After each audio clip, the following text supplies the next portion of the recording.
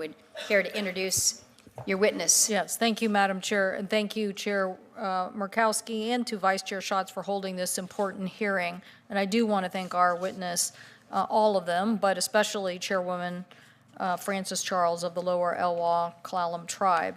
I reference your comments about traveling far, and I'm not sure you could get much further in the continental United States than where Frances Charles hails from. So thank you for flying all across the country, particularly when our state is in a massive state of emergency, to be here with us and to communicate.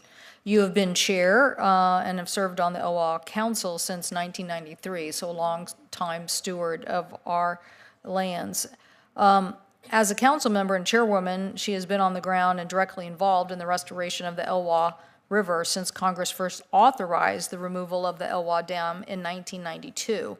And I want to thank her for her work over the years. Earlier this year, I introduced S 1513, as you described, Madam Chair, the Lower Elwha Klallam Tribe Project Lands Restoration Act, along with Senator Murray and our colleague from the House, Emily Randall. This bill would transfer over 1,000 acres of Elwha River land currently managed by the National Park Service and the Bureau of Indian Affairs to be held in trust for the Lower Elwha Klallam Tribe. These lands are just outside the boundaries of Olympic National Park and were originally acquired by the park for the purpose of removing the two dams along the Elwha River. When Chairwoman Charles, in her leadership over extensive planning and engineering, in the legislation that was passed here, the largest dam removal project in U.S. history took place from 2011 to 2014, opening up more than 70 miles of salmon habitat. The Department of Interior then acquired additional parcels for water infrastructure to support the tribe's new fish hatchery and the House of Salmon, which are included in this transfer.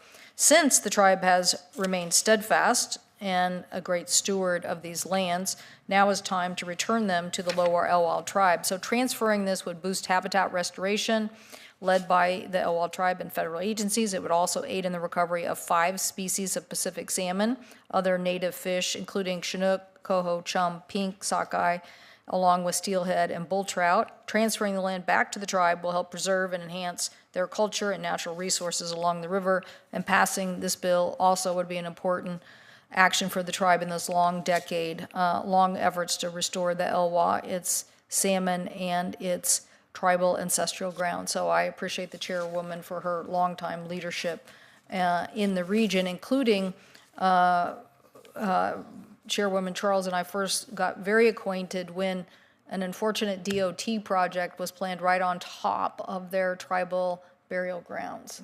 And what was discovered by the tribe was that this is a 3,000-year-old ancient community, Chiwitsin. And smartly, we all decided to vacate and let them deal with the reparations of their own people and the historic value of that land. But that was incredible leadership by her. This is another credible leadership, very hard to do these kinds of things, but the Elwha Dam and salmon recovery is paying dividends, and so we appreciate her being here and appreciate your consideration of the legislation.